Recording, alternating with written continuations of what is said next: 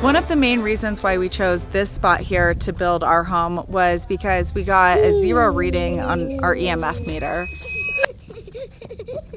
But we know the reality is that most people aren't out in the middle of the woods, and really the most important thing is what happens inside of the walls of your home. So today we're going to talk about the EMFs inside of your home and what you can do to reduce them. The biggest and most common sources of electromagnetic fields inside of the home are Wi-Fi, cell phones, and smart meters.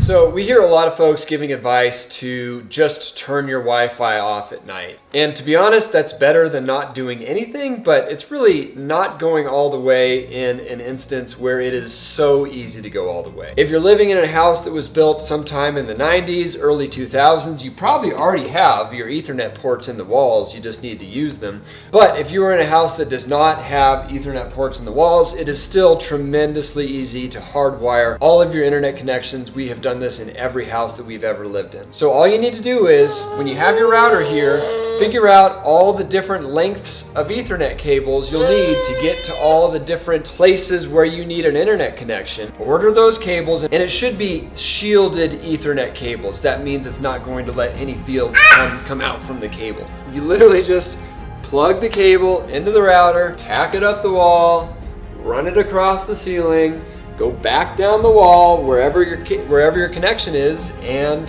plug it in. You'll probably need an Ethernet adapter, so whatever you're plugging the thing into, say it's a USB-C port, then you need an Ethernet to USB-C adapter, and then you're done.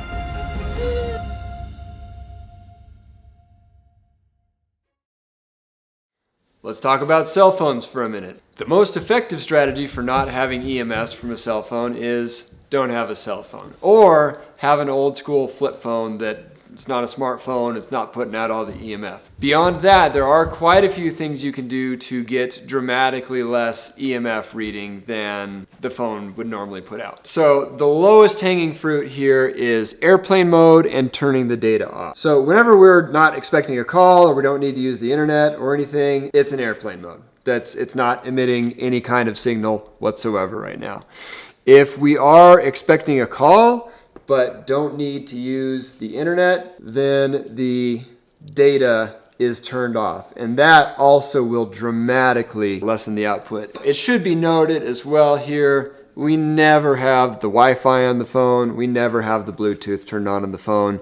Kind of goes back to hardwiring your internet connections. It's just not so, you don't need to use Wi-Fi or Bluetooth, and you don't need to have Wi-Fi or Bluetooth hooked up on your phone. And you also don't want the phone to be working very hard when it comes to getting a signal. So you want to have it in a window or wherever the best place in your house is, where you have the most bars. That's actually where you want your phone. If you have your phone somewhere where it's not getting very good reception, then it's going to be working a whole lot harder. And that speaks to these shielding case type of deals as well, which are better than not to have, but you don't want to have a case that fully shields the phone on all sides, because then again, you're making it work a whole lot harder to get that signal. Lastly, when you're using your phone for watching a movie or listening to a song or whatever, you really want to avoid streaming something. Download it ahead of time and then watch it that way, as opposed to streaming something on the go, because again, your phone's gonna be working a lot harder, generating a lot more EMF to be streaming that. And then you even have the option of turning your phone on airplane mode and watching it that way. So our power company uses RF meters, which aren't quite as bad as smart meters, but they're still not great. So even though this is off of our house, we still opted out and chose an analog meter. So we pay a little bit extra, and somebody from the power company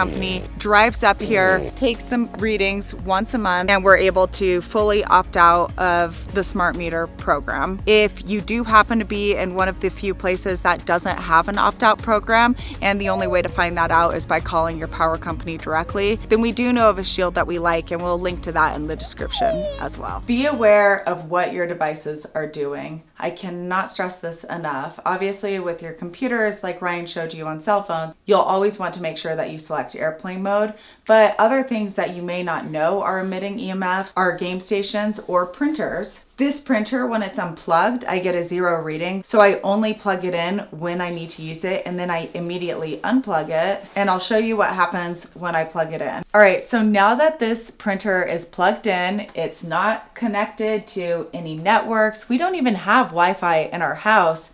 You can see the strength of the reading that I'm getting. So even when it's just plugged in, and I've even tested it when it's turned off before, I still get a crazy high reading. Even appliances are something to look out for, especially smart appliances. So we make sure none of our appliances are smart. And we do have an electric stove, which puts out a bit of a field when it's in use, but compared to homes that have gas stoves in them, that tests very high, and the chemical byproducts of burning that gas will still take the minor field that, again, we're only getting when this is in use. Very important, the wiring inside your walls can even put out a bit of a field. When we built this house, we built it with shielded conduit to ensure that that didn't happen, but pretty much any residential home is going to have not shielded wiring, and you're going to get a field coming out from the wiring. Where this is really important is in the bedroom where you're sleeping. The very base thing you can do is just not sleep up against the wall, but even better would be to either find the breaker in your electric panel, which is controlling that bedroom or all the bedrooms, and turn that breaker off every night. Or you can have an electrician come out for usually 1 to 2 hours of their time, maybe a couple $100, and install a kill switch. And that just killed all the power to the bedroom, and so now the wiring is not putting out any sort of field inside the bedroom.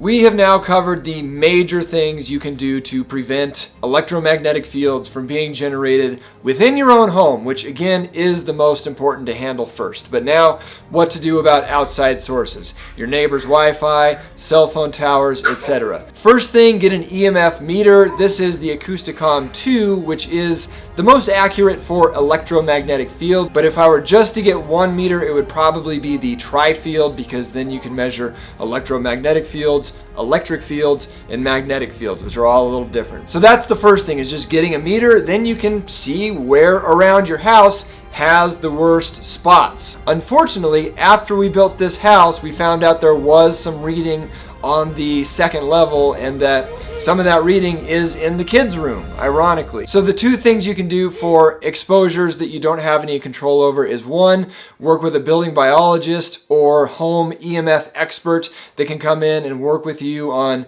shielding paint, shielding fabrics, shielding screens, that sort of thing, to block out as much as you can. And then the second part of that is there are a ton of devices on the market, as you probably know, claiming to reduce EMF fields, harmonize the fields, mitigate the fields, etc. This is an ongoing investigation for us, and we are going to make another video solely devoted to that topic. For now, we can say the one thing that definitively does reduce field strength measured by our meter is the key, QI. So as you can see here in the room, we do have a bit of a reading. It's not huge, but it's there, and very annoying given that it's the kids' room. We pop the key in here, no more reading. So I would never tell you to not do all the stuff we just discussed just because you get one of these things.